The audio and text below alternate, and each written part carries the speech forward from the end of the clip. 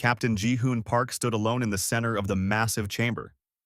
Around him, 300 alien faces stared down from holographic screens. Some had too many eyes. Others had none at all. A few were just clouds of gas held together by force fields. But they all shared one thing in common. They all wanted humanity gone. The chamber floated in space, orbiting a neutron star at the galaxy's center. Ji-hoon had traveled for 3 weeks to get here. He came alone because Earth's government knew what was coming. This was not a trial. It was a sentencing. A being made of living crystal spoke first. Its voice echoed through the chamber like wind chimes in a storm. Captain Ji-hoon Park, you stand here representing the species known as humanity. This council has reached a decision. Ji-hoon said nothing. He kept his hands clasped behind his back. His face showed no emotion. He had learned long ago that aliens found human expressions difficult to read. His calm would either scare them or confuse them. Either way, it was better than showing fear. The charges are clear, the crystal being continued. Humanity expands too quickly. In 200 years, your species has claimed 40 systems. You build stations where others see only empty space. You ask too many questions. You push too hard against boundaries. Another voice joined in. This one came from a blob of purple flesh with speaking organs all over its surface. Human military vessels grow stronger each year. Your weapons development exceeds all acceptable limits.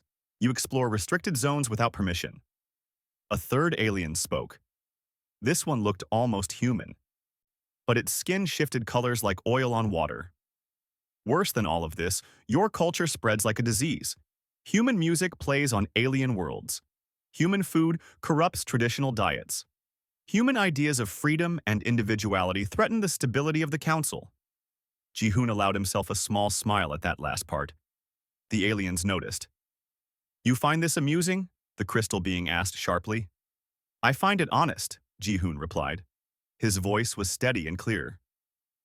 You fear us not because we are dangerous, but because we are different. We ask why when you say accept. We explore when you say stay. We grow when you say be satisfied.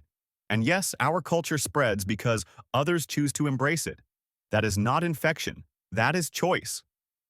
The chamber erupted in angry sounds. Clicks, whistles, roars, and electronic screeches filled the air. The crystal being raised what might have been a hand. Silence fell. Your arrogance proves our point, it said coldly. Therefore, the Galactic Council issues this decree. Earth and all human colonies must withdraw behind a 50-light-year exclusion zone. You have 6 months. Any human ship that crosses this boundary after that time will be destroyed without warning. All trade agreements are canceled. All diplomatic channels are closed. The galaxy has spoken. Humanity is exiled. The 300 species began to fade from their screens. Most looked satisfied. A few looked uncomfortable. 1 or 2 even looked sad. But none of them spoke in humanity's defense. Ji-hoon waited until only the crystal being remained. Then he spoke again. Understood. We will be gone within 6 months. You will not see us again. The way he said it made the crystal being pause.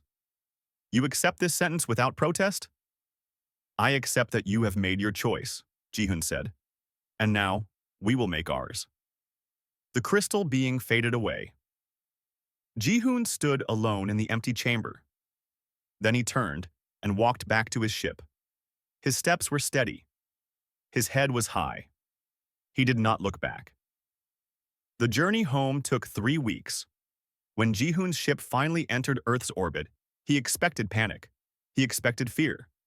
Instead, he found something else entirely. Preparation. President Yoona Choi met him at the landing platform. She was a small woman with iron in her eyes and steel in her voice. What did they say? Exile, Ji-hoon replied. 50 light years, 6 months. Yoona nodded slowly. She did not look surprised. Then we have work to do. That evening, Yoona addressed the planet. Billions of humans watched on screens across Earth and every colony. She stood behind a simple podium with the Earth flag behind her. Her speech was short. Today, the Galactic Council exiled humanity. They claim we expand too fast. They say we ask too many questions. They fear our culture and our curiosity. They have ordered us to retreat behind a wall 50 light years thick. They believe this is a punishment. Yuna paused. A slight smile crossed her face. They are wrong. The Council has given us the greatest gift possible: freedom. Freedom from their rules. Freedom from their limitations. Freedom from their fear. For 200 years, we have played by their rules. We have stayed in their approved zones. We have limited our growth to satisfy their comfort. No more. She leaned forward. Her eyes seemed to look at every person watching. Humanity has always done our best work when someone tells us we cannot. They say go back. We say go forward. They say stay small. We say grow strong. They say you do not belong here. We say then we will build our own place. Yuna straightened. We have 6 months to recall every human beyond the exclusion zone, but we will not come home in shame. We will come home with knowledge, with technology, with resources. And then we will show the galaxy what happens when you tell humanity to stay in a box. We do not break. We build something better. The broadcast ended. Across human space, people did not panic. They did not weep. They got to work. In orbital stations, engineers began designing new ships. In universities, scientists analyzed every piece of alien technology humanity had legally purchased. In government offices, strategists mapped out unexplored space beyond the exclusion zone. On colony worlds, farmers harvested crops and prepared for relocation. Commander Tae-hyun Lee received his orders 3 hours after the president's speech. Recall all humans. Leave nothing behind. Bring home everything that might be useful.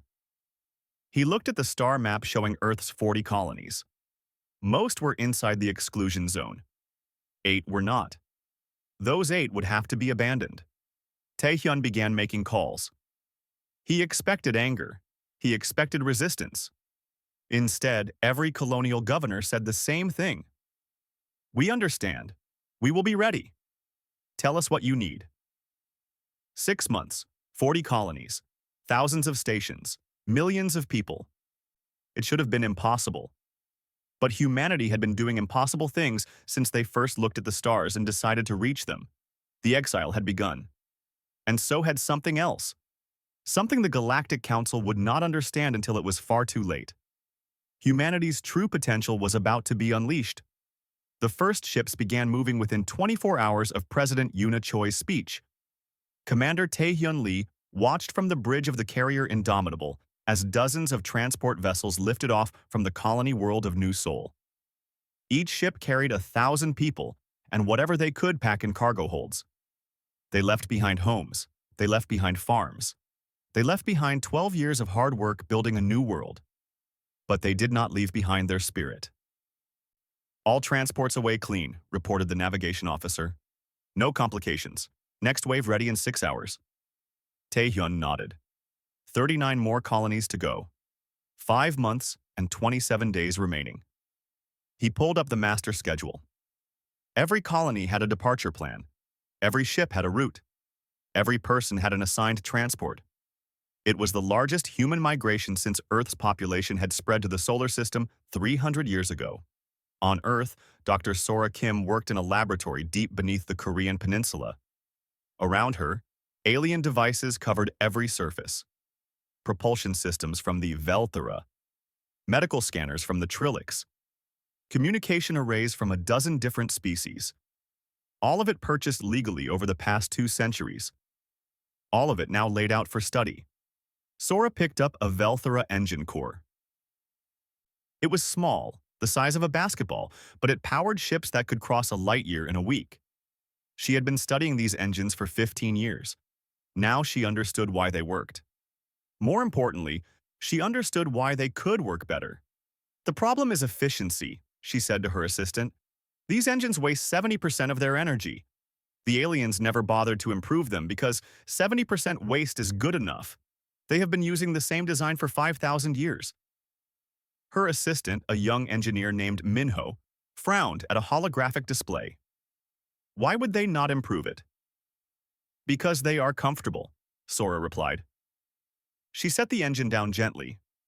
When you have everything you need, why change? Why take risks? Why innovate? She smiled.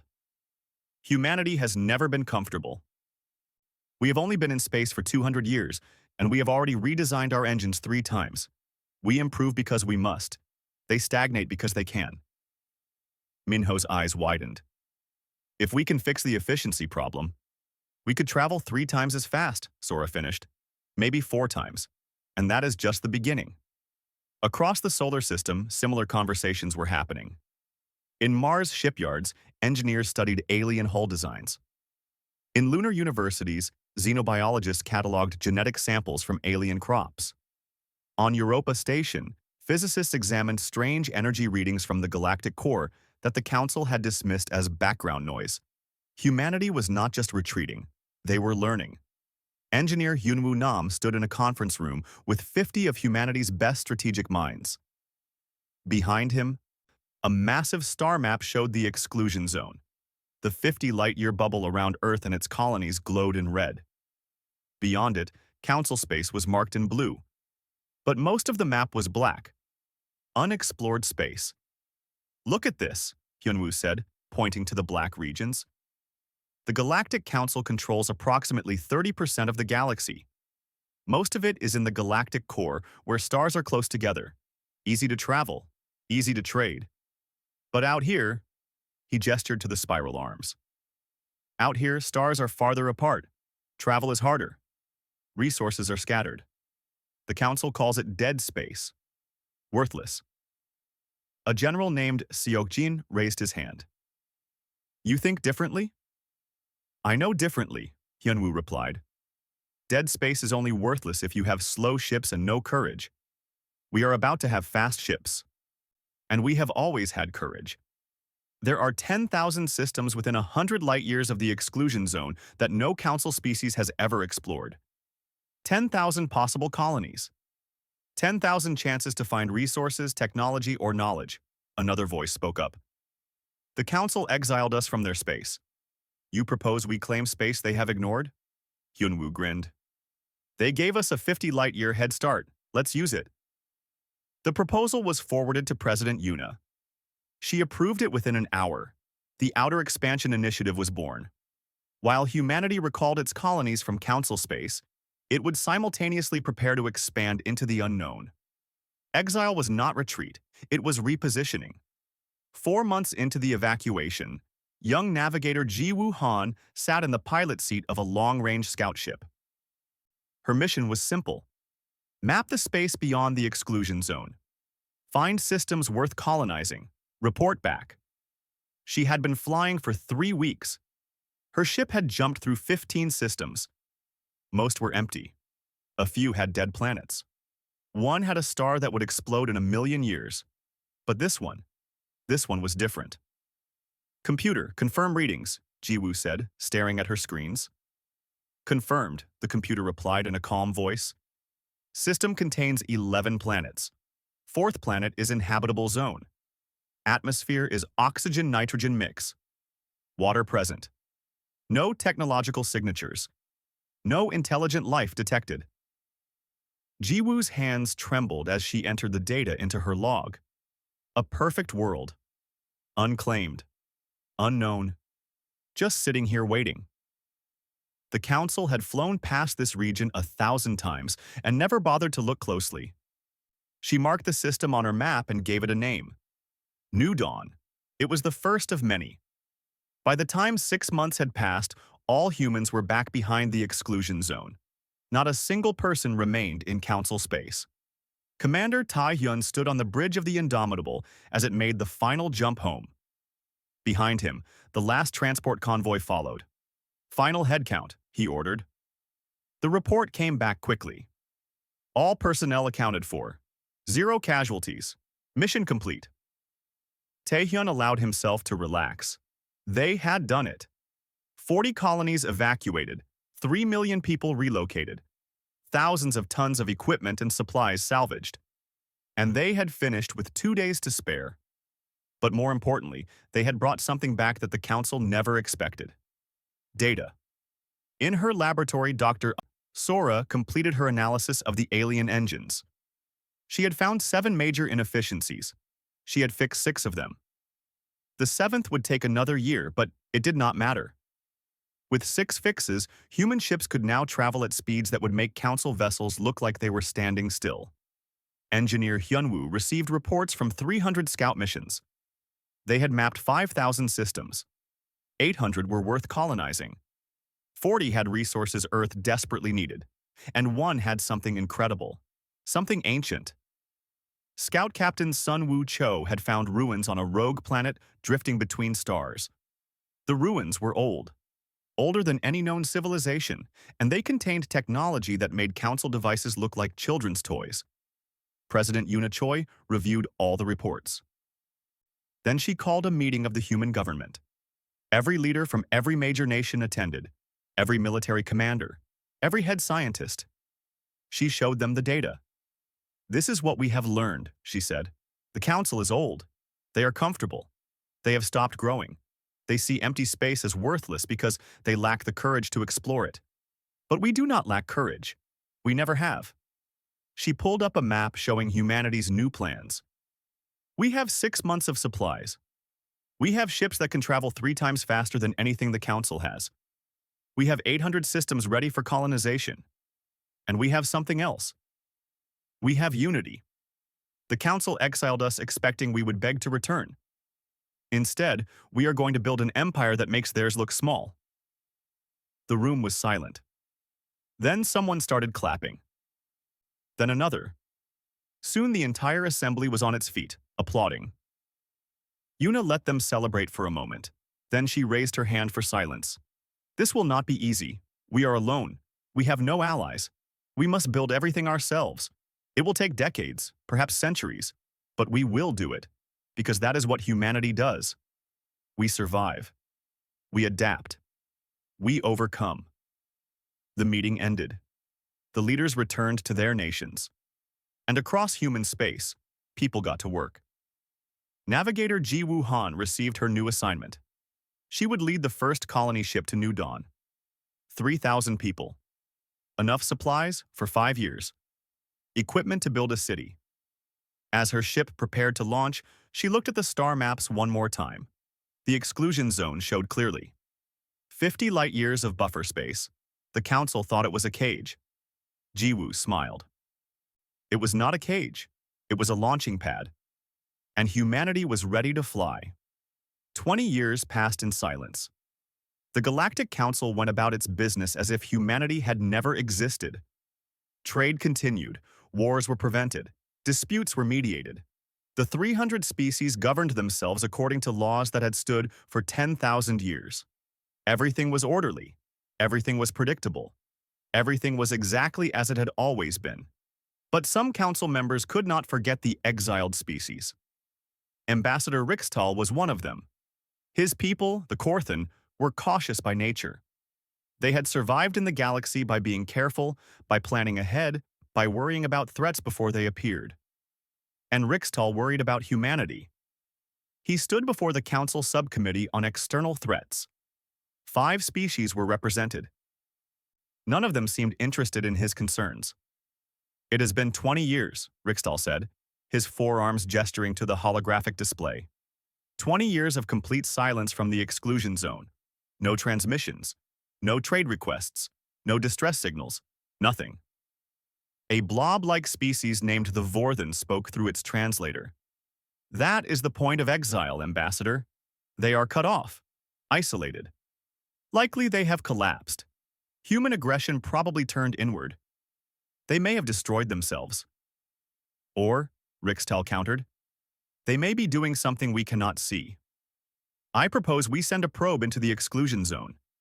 Just to observe. Just to know." The committee head, a crystalline being, made a sound like breaking glass. It meant disagreement. The exile decree is absolute. No contact means no contact, not even observation.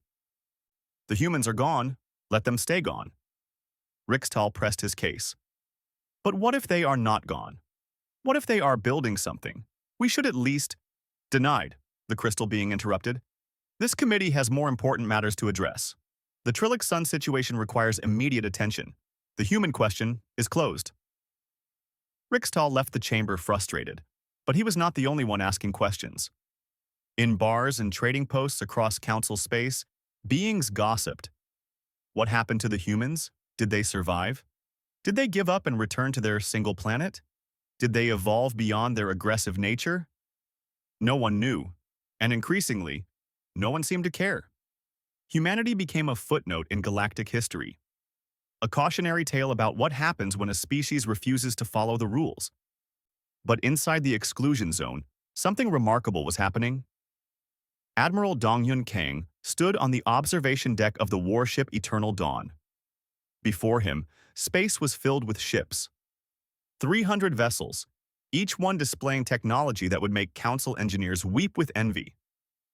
Fleet status, he ordered. His second officer, Commander Yejin, read from her display. All ships ready. New propulsion systems operational. Weapon systems tested and functional. Shielding at maximum efficiency.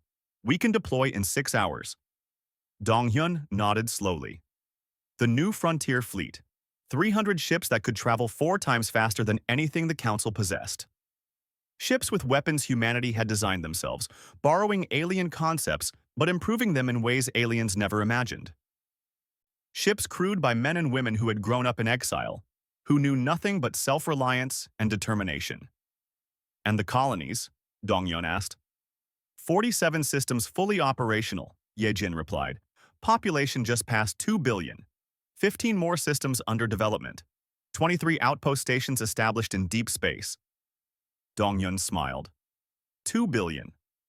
When humanity was exiled, the total population had been 1 billion. In 20 years, they had doubled. Not through war or conquest, but through expansion into space the Council had ignored. What about the discovery? Dongyun asked quietly. Yejin's expression grew serious. Explorer Sun Wu reports the ruins are fully mapped. Dr. Minji's team has made significant progress. Dongyun walked to the window. Out there, beyond the fleet, beyond the colonies, on a rogue planet that drifted in the darkness between stars, lay humanity's greatest secret: the precursor ruins. Technology from a civilization that existed 50,000 years before the Council was even formed. Dr. Minji Yoon had been studying those ruins for 15 years. She had started as a young scientist, eager and brilliant. Now her hair was turning gray, but her mind was sharper than ever. She stood inside the alien facility, surrounded by her team of researchers. The chamber was massive. The walls were made of a material that seemed to shift between metal and crystal. Strange symbols covered every surface, glowing faintly in colors that human eyes could barely perceive. In the center of the chamber stood what Minji called the gate.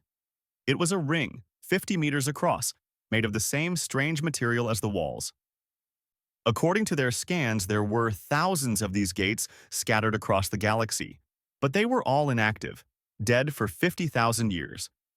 The Council knew about them but had never been able to activate them. Minji's team had spent 15 years trying to understand the technology, and now, finally, they had succeeded. Run the sequence, Minji ordered. Her lead engineer, a young man named Daehyun, entered commands into a human-built interface they had connected to the alien systems. The gate began to hum. The sound was unlike anything else, a vibration that seemed to come from everywhere at once. The ring began to glow. Light spread across its surface, moving in patterns that made the human mind ache to follow. Then, suddenly, the center of the ring changed. It no longer showed the far wall of the chamber. Instead, it showed a different place entirely. Another chamber, another gate, 300 light-years away. The team stood in stunned silence. Then someone started laughing.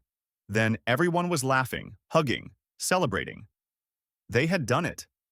They had activated a precursor jump gate, a device that allowed instant travel across the galaxy.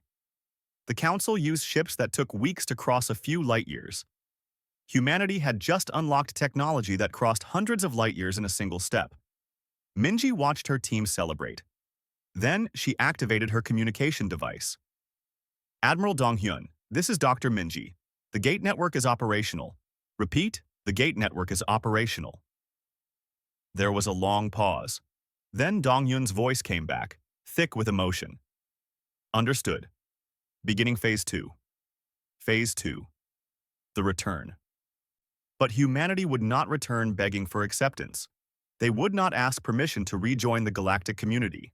Instead, they would offer something the Council could not refuse.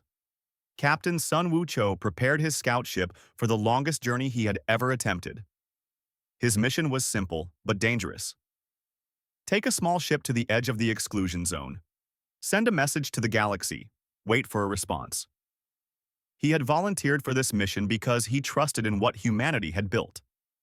He had been the one to discover the precursor ruins. He had watched as humans turned exile into opportunity, fear into strength, isolation into unity. The ship's computer counted down. Approaching exclusion zone boundary in 10 seconds. Sun Woo took a deep breath. 20 years. 20 years of silence. Now humanity would speak again. 3, 2, 1. Boundary reached. Sun Woo activated the transmission system. The message was short. It was in every major galactic language, and it was impossible to ignore. To all species of the galaxy, humanity offers new trade routes, advanced technology, and colonization opportunities. We have explored regions you have never visited. We have discovered things you have never imagined. If you are interested in fair partnership, contact us. We do not seek to rejoin the Council. We seek to build something better, together. The message repeated on multiple frequencies. Then Sun Woo waited. He did not have to wait long. The first response came within an hour, then another, then 10 more. By the end of the day, Sun Woo had received contact attempts from 40 different species. Most were minor members of the Council, species with little power and many problems. But some were major players, species that controlled significant resources. All of them wanted to know the same thing. How had humanity not just survived, but thrived? Sun Woo forwarded all the messages to Earth. Then he sent his own report. Admiral, they are listening. They are interested. They are scared. Phase 2 is in effect. Back on Earth, President Narration sat in the same office that Yuna Choi had occupied 20 years earlier. Yuna had retired 5 years ago, having led humanity through its most difficult period. Now it was Nari's responsibility to lead humanity through its return. She read Sun Woo's report. 40 contacts in one day, and more were coming. Let them come, Nari said to her advisors. Let them see what we have built. Let them understand that exile was the best thing that ever happened to us. One of her advisors, an older man named Kiwon, spoke carefully. Some will want to attack us. Some will see us as a threat. Then they will attack, Nari replied calmly. And they will lose. We are not the same species they exiled 20 years ago. We are stronger. We are smarter. We are united. And we have something they never will. What is that? Kiwon asked. Nari smiled. The courage to change. The Galactic Council emergency session was chaos. 300 species all spoke at once, their voices mixing into a wall of sound that made the translation system struggle. Some were angry, some were frightened, some were simply confused, but they all focused on the same thing. Humanity had returned. The crystal being that served as council head tried to restore order. It failed. The chamber was too full of panic. Ambassador Rixtal of the Korthan stood at his platform, all 4 arms raised for attention. Finally, someone noticed him. Slowly, the noise died down. They did not cross the exclusion zone, Rixtal said clearly. The humans sent a message from the boundary, nothing more. Technically, they have broken no laws. A Vorthan delegate made a sound of disgust. They broke the spirit of the exile. They were meant to disappear, to become weak, to beg for readmission. Instead, they offer trade, technology. What kind of prisoners offer their captors gifts? They were never prisoners, Rixtal replied. They were exiled. There is a difference. The council head spoke, its voice like breaking ice. The question is not what they were. The question is what they are now. We have reports of human ships that travel faster than our best vessels. We have intercepted transmissions suggesting they have colonies in unexplored space. We have detected energy signatures that match precursor technology. How is this possible? They were isolated for 20 years. No one had an answer. A small species, one of the minor council members, spoke up nervously. Perhaps we should speak with them. Learn what they want. They said they seek partnership, not war. Partnership? Another delegate laughed bitterly. They want revenge. They want to make us regret the exile. We should destroy them now, while we still can. Rixtal's forearms trembled with frustration. You cannot destroy what you do not understand. I warned this council 20 years ago. I said we should watch them. I said we should know what they were doing. You ignored me. Now we are blind, and they are strong. That is not their fault. It is ours. The council meeting dissolved into more arguments. Some wanted to send diplomats. Others wanted to send warships. A few wanted to simply reinforce the exclusion zone and hope humanity stayed away. No decision was reached. But while the council argued, other species were already taking action. The Trillics were a small species with a big problem. Their sun was dying. It had been dying for 50 years, expanding slowly toward their homeworld. The council had promised to help relocate their population. But council bureaucracy moved slowly. Permits were needed. Environmental studies had to be completed. Suitable worlds had to be identified and approved. It had been 50 years, and the Trillics were still waiting. Their ambassador, a gentle being named Trilum, was desperate. She had watched her sun grow larger in the sky every year. She had seen the temperature on her world rise. She had counted the years left before her people would have to evacuate. 3 years, maybe 4. When Trilum heard humanity's message, she did something the council had forbidden. She responded directly. Within a day, she received a reply. A human named Hana Bay wished to speak with her. They agreed to meet at a neutral station near the exclusion zone boundary. Hana Bay was young, perhaps 30 human years, with sharp eyes and an easy smile. She wore simple clothes and carried herself with confidence that came from certainty, not arrogance. Thank you for meeting with me, Hana said. I understand your people face a crisis.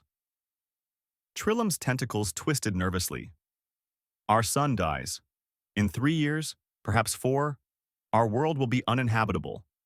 The council promises help but delivers only delay. How many Trillics need relocation? Hana asked, pulling out a datapad. 4 billion. Hana did not even blink. We can have your people relocated within 3 months. We have identified suitable worlds in space the council has never explored. The environments are compatible with your biology. We can provide transport, supplies, and support for your first 5 years of settlement. Trilum could not believe what she was hearing. 3 months? The council has been planning for 50 years and still has not acted. How can you move 4 billion beings in 3 months? Because we do not wait for permission, Hana replied. Because we have ships that can carry 1 million passengers at a time. Because we have done this before. We evacuated 3 million humans in 6 months. 4 billion Trillics in 3 months is difficult but possible. What do you want in return? Trilum asked. There had to be a price. Recognition, Hana said simply. Formal recognition of humanity as a sovereign power. A trade agreement on fair terms. And your word that you will tell other species the truth about what we did for you. Not propaganda. Just the truth.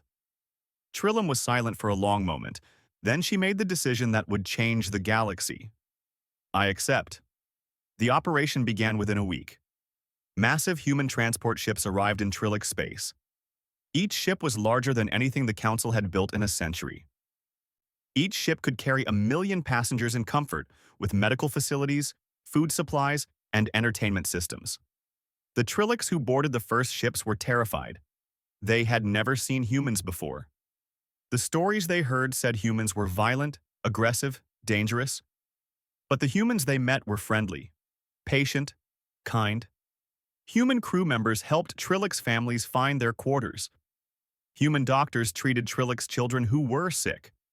Human engineers worked alongside Trillic's workers to prepare the new colony worlds. Within 2 months, 3 billion Trillics had been relocated. The operation ran so smoothly that even the skeptical Trillics began to trust their human partners. The galaxy watched in stunned silence. The Council had spent 50 years planning what humanity accomplished in months. And the humans did it without asking for control, without imposing their culture, without demanding submission. They simply helped because they could. Other species began to contact humanity. Species with resource shortages. Species with diseases the Council could not cure. Species trapped in disputes the Council was too slow to mediate. Humanity helped them all. The Council could no longer ignore what was happening. The crystal being called an emergency meeting. This time, everyone was quiet. Everyone was listening. "We made a mistake," the crystal being said. Its voice was heavy with something that might have been regret. "We exiled humanity believing they would weaken. Instead, they have grown stronger than we imagined. They have technology we do not understand. They have goodwill we have lost. They have speed we cannot match." "Then we are doomed?" someone asked. "No," the crystal being replied. "But we must change. We must adapt. We must decide if we will fight them or join them." Ambassador Rixtal spoke again. "Fighting them would be foolish.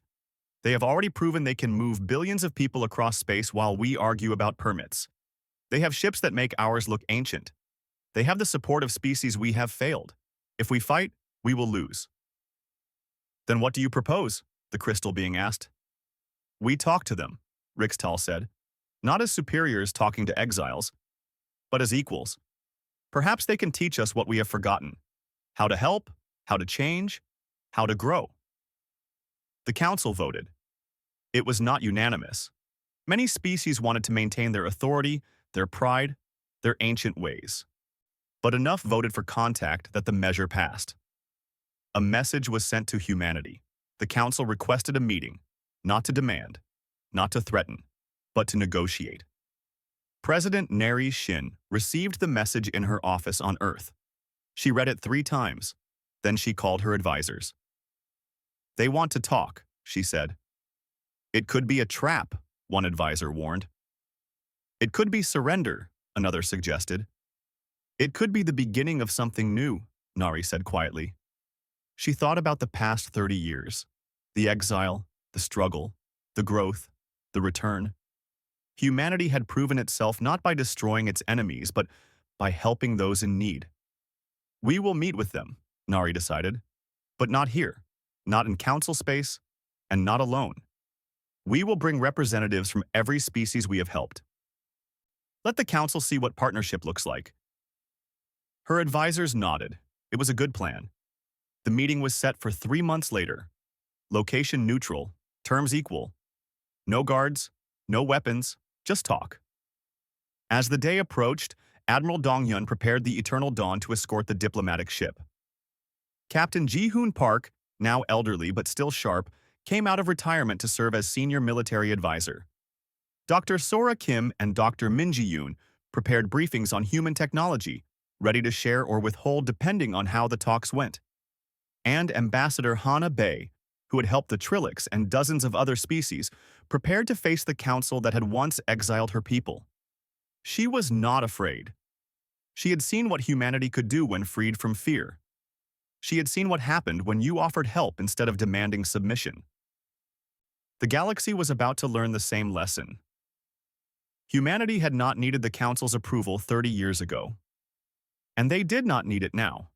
But they were willing to offer partnership, not from weakness, but from strength. The real question was whether the council was ready to accept it. The meeting station floated in neutral space, exactly between council territory and human space. It was a small structure, built hastily for this one purpose. Inside, 2 groups faced each other across a simple table. On one side sat the council representatives, 7 beings from the 7 founding species, the ones who had written the exile order 30 years ago. They looked older now, tired. On the other side sat the human delegation, President Nari Shin in the center, Ambassador Hana Bae to her right, Captain Ji-hoon Park, now white-haired and walking with a cane, to her left. Behind them stood representatives from 20 species humanity had helped. The Trilix, the Korthan, the Velkin, and others. The crystal being spoke first. We gather here to discuss the future of galactic relations. 30 years ago, this council exiled humanity. We believed it was necessary. We believed humanity was dangerous. Nari said nothing. She simply waited. The crystal being continued. We were wrong. Not about humanity being dangerous. You are dangerous. Your ships are faster. Your technology is more advanced. Your expansion is aggressive. But we were wrong about what that danger meant. You are not dangerous to peace.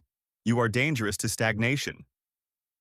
A murmur went through both sides of the table. The crystal being had just admitted the council's mistake. That never happened. We wish to negotiate, the crystal being said. We wish to end the exile. We wish for humanity to rejoin the galactic community. Nari folded her hands on the table. Why? The question hung in the air. The council representatives looked at each other uncomfortably. Finally, a different being spoke.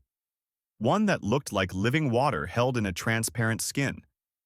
Because we need you. Our civilization has stopped growing. We have maintained peace by preventing change. But prevention is not the same as progress. You have helped 20 species in ways we could not. You have explored space we were too afraid to enter. You have innovated while we stagnated. If we continue as we are, the galaxy will die slowly. Not from war. From irrelevance. Nari appreciated the honesty. And what do you offer in return for our rejoining? Full council membership, the crystal being said. Access to all council territories, recognition of your colonies, trade rights. Everything we took away, we will return. Nari was quiet for a long moment. Then she shook her head. No. Shock rippled through the council side. No? You refuse? We refuse to rejoin the council as it exists, Nari clarified. We do not want to be part of a system that exiles those who ask too many questions. We do not want to be part of a system that values stability over growth. We do not want to be part of a system that took 50 years to help the Trilix when we helped them in 3 months. The crystal being's color darkened. Then what do you want? Nari leaned forward. We want to build something new, not a council that rules, but a coalition that partners, not a system that maintains the old ways, but a system that embraces new ideas, not a structure that punishes difference, but a community that celebrates it. One of the council founders, a massive being covered in scales, spoke angrily. You want us to surrender our authority, to give up 10,000 years of tradition, to become equals with species we have guided for millennia. That is unacceptable. Then we are done here, Nari said calmly. She stood up. Her delegation stood with her. The crystal being raised what might have been a hand. Wait, please. The word please seemed to pain it. What specifically do you propose? Nari sat back down. The council continues to exist, but only as a forum for discussion, not a body for command. Each species governs itself. Trade is negotiated directly between species. Disputes are mediated by neutral parties. And most importantly, exploration and innovation are encouraged, not restricted. Chaos, the scaled being hissed. You describe chaos. We describe freedom, Hanabe spoke up. The freedom that allowed humanity to grow from 1 billion to 3 billion in 30 years. The freedom that allowed us to colonize 50 systems while you managed 5. The freedom that allowed us to help 20 species while you debated procedures. Ambassador Rixtal of the Korthan stood. He was on the council side, but now he walked around the table and stood with the humans. I support this proposal. My people have watched humanity for 30 years. We have seen what freedom produces. Innovation, courage, progress. Things the council has forgotten. One by one, other species began to stand and move. Small species. Minor council members. Species that had been ignored or dismissed for centuries. They joined the human side. The 7 founders sat alone. They looked at each other. They had come here expecting to dictate terms. Instead, they were losing control. The crystal being made a sound like shattering. It was laughter, bitter and resigned. You have outmaneuvered us. You come here not asking for acceptance. You offer us a choice. Join your new system or become irrelevant. Yes, Nari said simply. That is exactly what we offer. And if we refuse, if we fight? Nari's expression did not change. Then you will lose, not because we will destroy you, but because everyone else will choose partnership over control. You will become a small group of old species, shouting about past glory while the galaxy moves forward without you. The crystal being was silent for a long time. Behind it, the other 6 founders argued quietly among themselves. Some wanted to fight, some wanted to withdraw, some wanted to compromise. Finally, the crystal being spoke. We need time to consider. This is not a decision we can make in one meeting. Take all the time you need, Nari replied. But understand this. With or without you, the new system begins today. Humanity and our partners will form the Free Worlds Coalition. We will trade freely. We will explore openly. We will help those who ask for it. You are welcome to join us as equals, but we will not wait for your permission. The meeting ended. Both sides returned to their ships. As the human delegation prepared to leave, Ji-hoon Park looked at Nari with pride in his old eyes. You did well, he said. Yuna would be proud. Nari smiled. I learned from the best. You taught us to turn exile into opportunity. Yuna taught us to turn opportunity into strength. Now we teach them to turn strength into partnership. The years that followed were difficult. Some council species joined the coalition immediately. Others took years to decide. A few refused entirely and tried to maintain the old ways. But slowly, inevitably, the galaxy changed. 5 years after the meeting, 80 species had joined the Free Worlds Coalition. Trade flourished, exploration expanded, innovation exploded. Young beings from 100 different species studied at human universities, learning not just technology but philosophy. The idea that asking why was not rebellion but progress. The concept that change was not danger but opportunity. 10 years after the meeting, the old council dissolved entirely. Even the founding species had to admit the truth. The galaxy had moved on. Some joined the coalition with grace. Others joined with resentment. But they all joined because the alternative was isolation.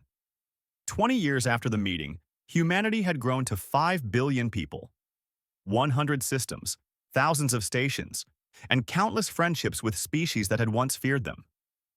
50 years after the exile, things had come full circle. A young human pilot named Yoonji Park flew patrol along the old exclusion zone boundary. The boundary was still marked on maps, but now it was just a historical note. A reminder of the past. The galaxy was open to everyone now. Yoonji received a message on her communication system. It was from a Velthera student studying engineering on Earth. The message was simple. I have been learning about human history, about the exile. I have a question. How did humanity succeed where the council failed? What is your secret? Yoonji thought about her great-grandfather, Ji-hoon, who had stood alone before 300 species and kept his dignity. She thought about President Yuna, who had turned exile into opportunity.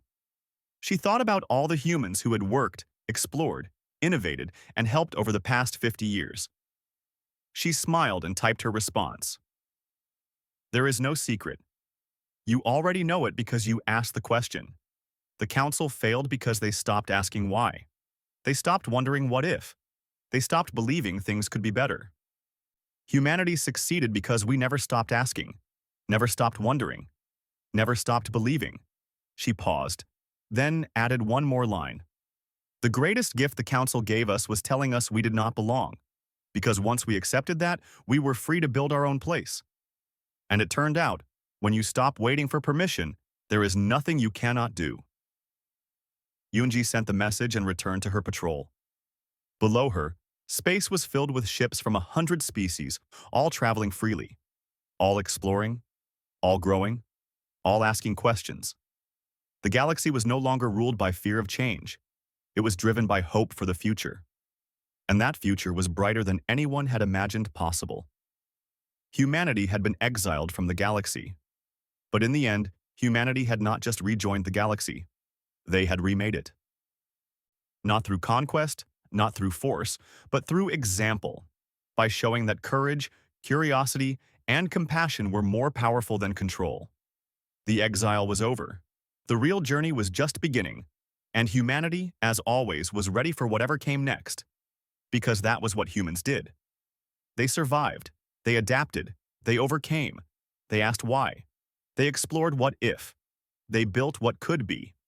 50 years ago, the galaxy had decided to exile Earth. Humanity had not needed to be told twice.